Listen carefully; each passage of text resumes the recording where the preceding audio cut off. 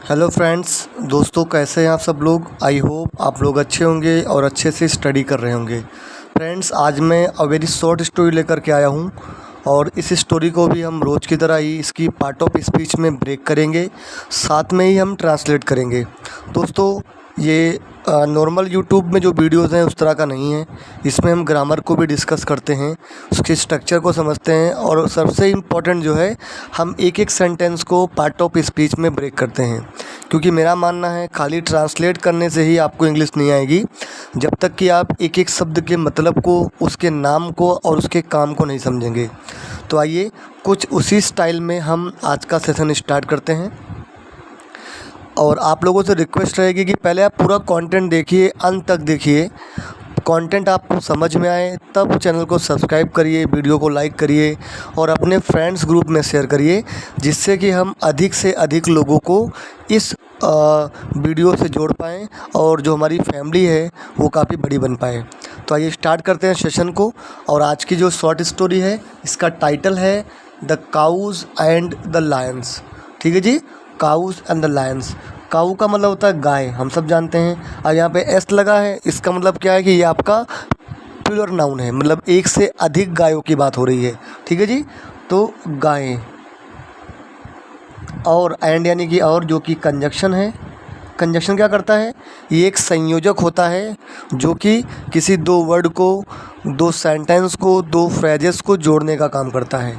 ठीक है जी। लायंस यानी कि, लायन मीन्स क्या होता है? हम सब जानते हैं, लायन मीन्स बाघ होता है ना, जो चीते होते हैं उनको चीता बोलते हैं ना, लायन को चीता। देखो यहाँ पर भी एस लगा हुआ है, इस मीन्स ये भी आपका एक से अधिक लायन की बात हो रही है, यानी कि ये भी आपका प्लूरल नाउन है। ठीक है जी। अच्छा, काऊ यानी कि गाय, ये आपके कॉमन नाउन में आते हैं, हम सब जानते हैं, नाउन है ये। ठीक है जी। और नाउन में सब टाइप क्या है इनका? Common noun. वैसे लायन भी आपका कॉमन नाउन हो गया। ठीक है। एंड आपका क्या हो गया? कंजक्शन हो गया। ऐसे ही हम एक एक सेंटेंस को ब्रेक करेंगे कि उसकी पार्ट ऑफ स्पीच क्या है, यानी कि हर एक चीज़ का एक नाम होता है और एक काम होता है, जो हम आगे डिस्कस करेंगे। 5 cows lived in a little forest। 5 cows, cause यानी गाय। ठीक है, गाय कितनी है? 5, तो 5 यानी कि 5। लिव मीन्स होता है रहना, इसकी बेस फॉर्म लिव है और इसमें ईडी लगाया, मतलब हम पास्ट की बात कर रहे हैं। Simple present, simple past tense हो गया, ये ईडी लग गया तो लिव मीन्स रहना, पास्ट हो गया तो रहती थी। रहती थी, ये आपके सिंपल पास्ट की स्ट्रक्चर होगी ना, V2 सब्जेक्ट प्लस V2। इन यानी कि में। अच्छा, किस में? ए यानी कि एक, लिटिल यानी कि छोटे, फॉरेस्ट यानी कि जंगल। ठीक है जी। तो 5 गायें एक छोटे जंगल में रहती थी। ठीक है।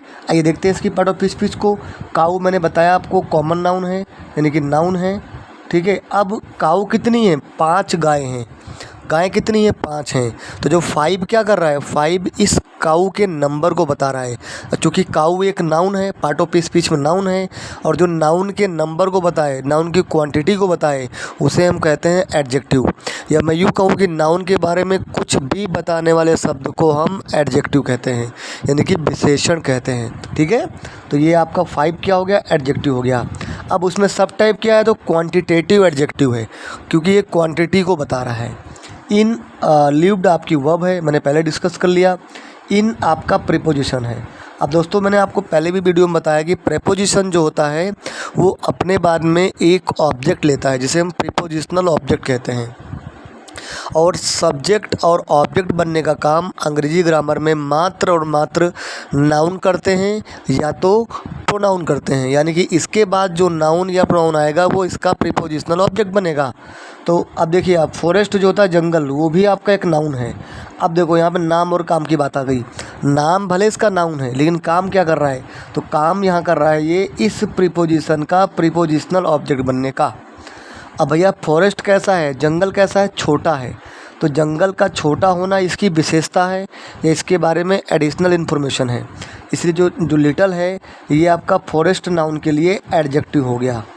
ए आपका आर्टिकल है, हम सब जानते हैं। ठीक है। आर्टिकल लगा किसके लिए दोस्तों? लगा है फॉरेस्ट के लिए, लेकिन लगाते किसके हिसाब से हैं? लिटल के प्रोनाउंसिएशन के हिसाब से लगाएंगे, क्योंकि आगे जो वर्ड दिया है इसके प्रोनाउंसिएशन उच्चारण के हिसाब से हम ए और एन का प्रयोग करते हैं, लेकिन यूज होता है बेसिकली ये नाउन के लिए। ठीक है, चूँकि लिटल को आप लिखोगे तो कैसे लिखते हैं, लिटल को लिटल ऐसे लिखते हैं। ठीक है, तो पहला फर्स्ट लेटर क्या है, एल है, सॉरी ला है, जो कि आपका व्यंजन है हिंदी में, इसीलिए हमने यहाँ पर ए का प्रयोग किया है, पर बेसिकली यूज हुआ ये फॉरेस्ट के लिए, ये बात ध्यान रखिएगा। ठीक है, चलिए आगे बढ़ते हैं। They ate fresh grass in a large green meadow. They यानी कि वे। ठीक है, एट क्या है दोस्तों, एट की बेस फॉर्म होती है इट, ये आपका ये इट का सेकंड फॉर्म एट है और थर्ड फॉर्म होता है इटन। ये सिंपल पास्ट टेंस है, हम जानते हैं, क्योंकि सब्जेक्ट प्लस V2 का प्रयोग हुआ है इसलिए। तो इट मीन्स खाना, जो कि पास्ट है तो खाते थे, वे खाते थे। अच्छा क्या खाते थे भैया, ग्रास घास, और घास थी कैसी, फ्रेश घास यानी कि ताज़ा घास। कहाँ खाते थे, इन यानी कि में, किस में, ए यानी कि एक, लार्ज यानी कि बड़े, ग्रीन यानी कि हरे, मिडो यानी कि घास का मैदान।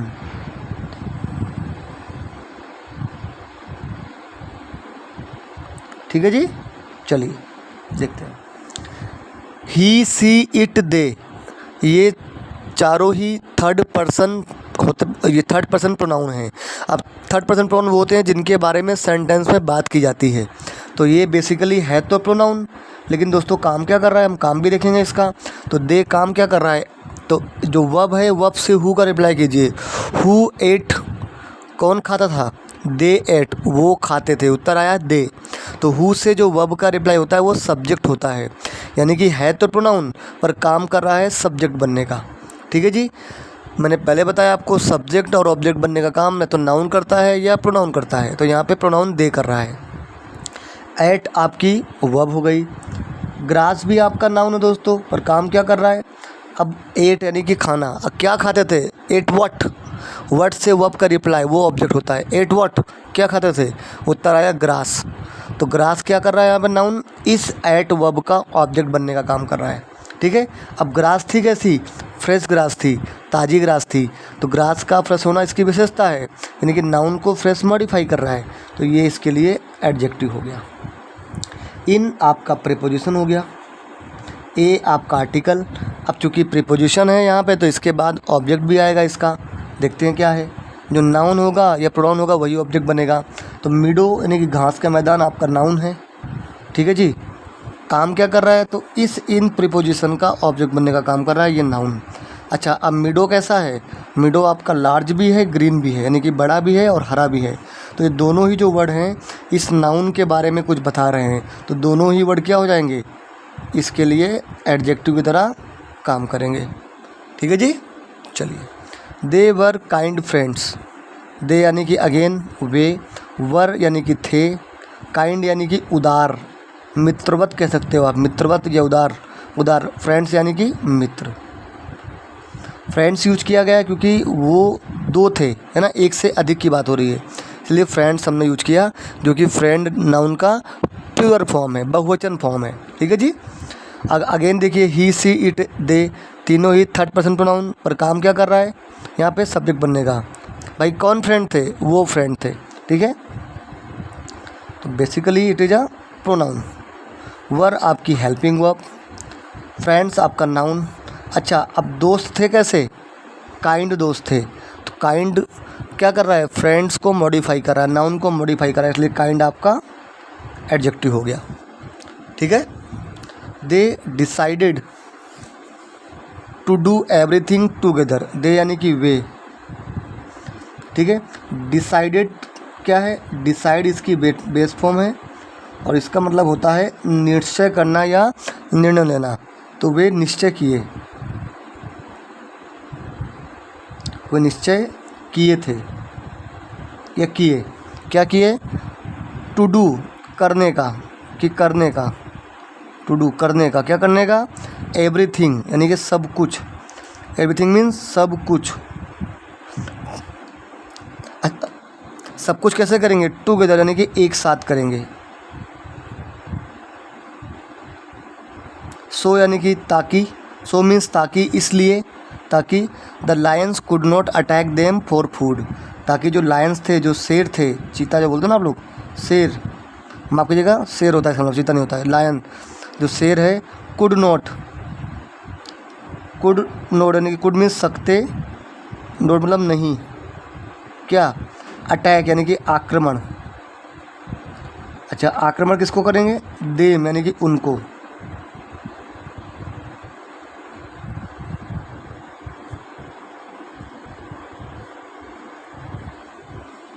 उनको, ठीक है जी। फॉर यानी कि के लिए, अच्छा किसके लिए, किसके लिए, फॉर मतलब के लिए, किसके लिए, फूड के लिए यानी कि खाना के लिए, ठीक है। चलिए देखते हैं। दे यानी कि वे, जो कि आपका प्रोनाउन है। अच्छा, काम क्या कर रहा है, काम कर रहा है सब्जेक्ट बनने का। हु डिसाइडेड, दे डिसाइडेड, तो दे आपका है प्रोनाउन बट काम कर रहा है सब्जेक्ट बनने का।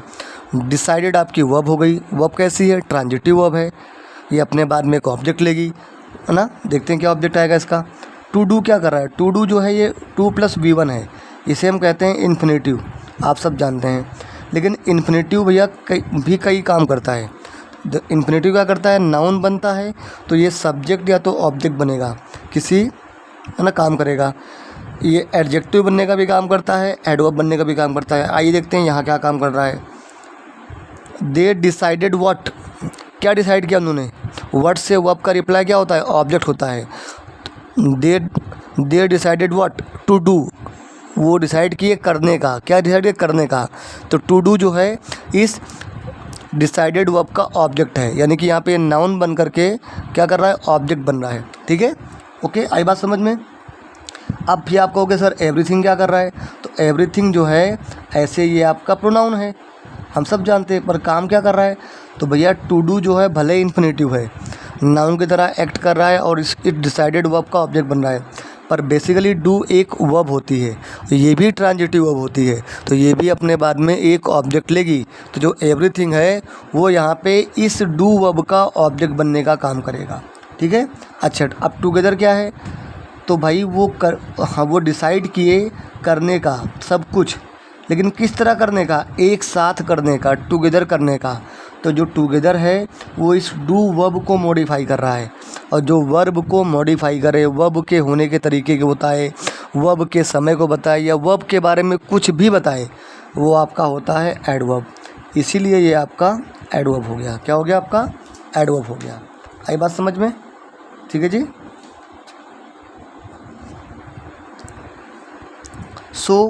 सो क्या है आपका, देखिए दोस्तों, सो आपका कंजक्शन है जो जोड़ रहा है इस क्लॉज को और इस क्लॉज को, और यहाँ पे ये एज ए रिज़ल्ट इसका मतलब होगा ताकि, है ना, इसलिए, ठीक है।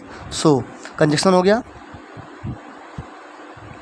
लायंस आपका नाउन हो गया, और इस क्लॉज के लिए सब्जेक्ट भी है।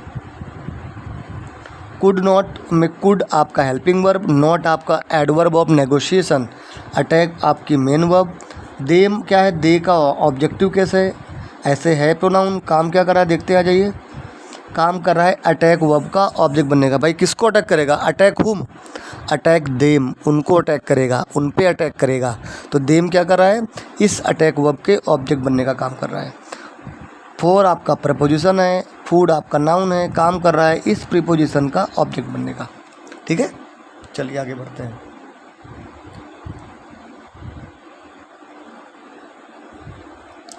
The 5 cows fought and each one started to eat grass in a different place. One day यानी कि एक दिन,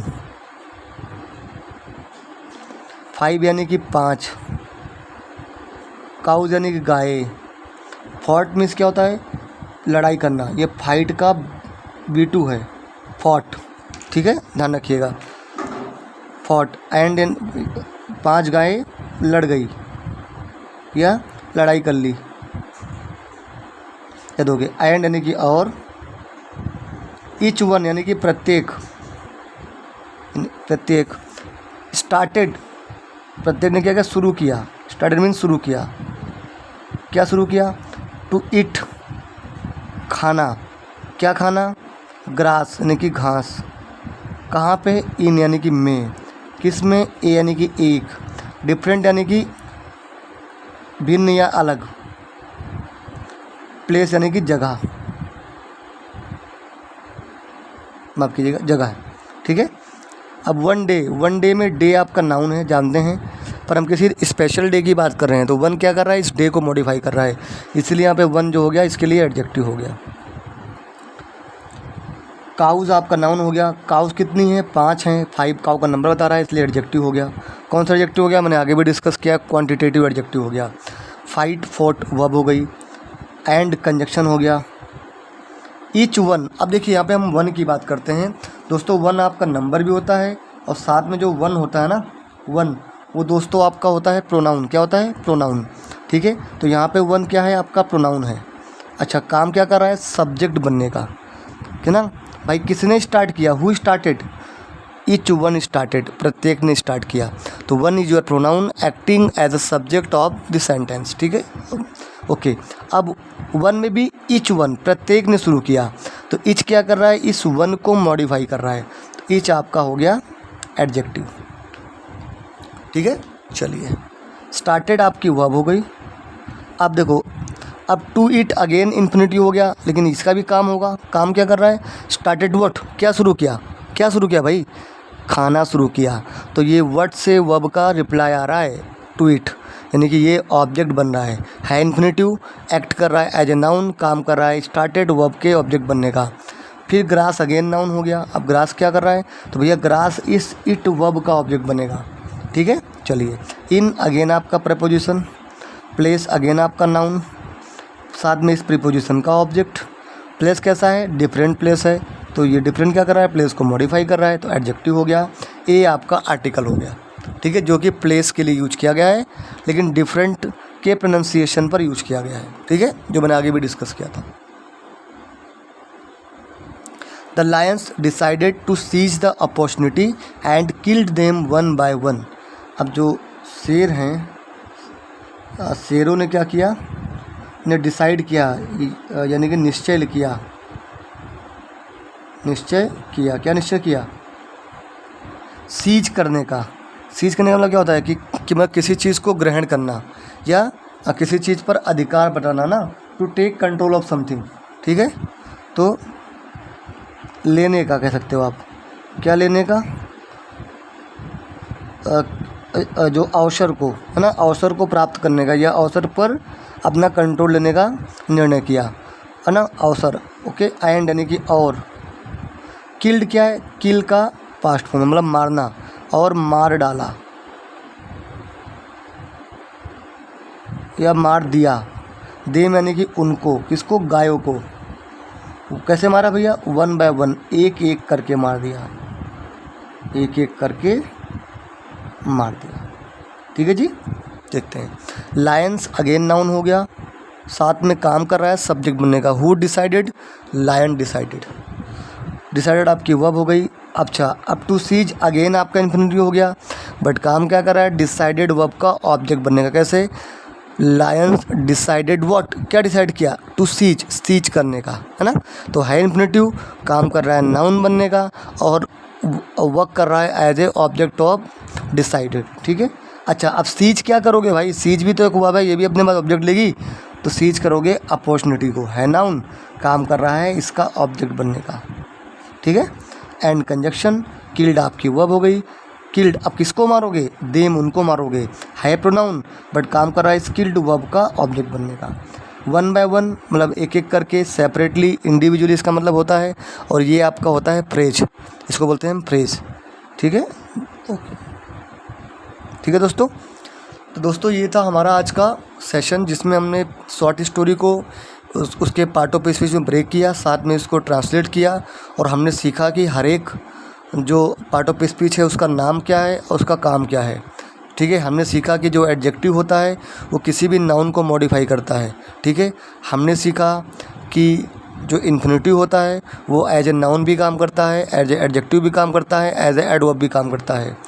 तो दोस्तों ऐसे ही वीडियोज़ के लिए आप चैनल को सब्सक्राइब करिए, शेयर करिए, ताकि अधिक से अधिक लोग हमसे जुड़ पाएँ और जो हमारा मोटिवेशन बढ़ पाए, हम आपके लिए अच्छे से अच्छा कंटेंट लेकर के आएँ। आप लोग वीडियो को देखिए, अंत तक देखिए और बढ़िया से स्टडी करिए। कोई डाउट है तो मुझे कमेंट करिए। इवन मैंने अपने टेलीग्राम और व्हाट्सएप ग्रुप का लिंक भी चैनल के बायो में दिया है, वहाँ से भी मुझे आप ज्वाइन कर सकते हो, वहाँ भी मुझे क्वेश्चन कर सकते हो। So thank you very much, keep learning and keep reading. Thanks.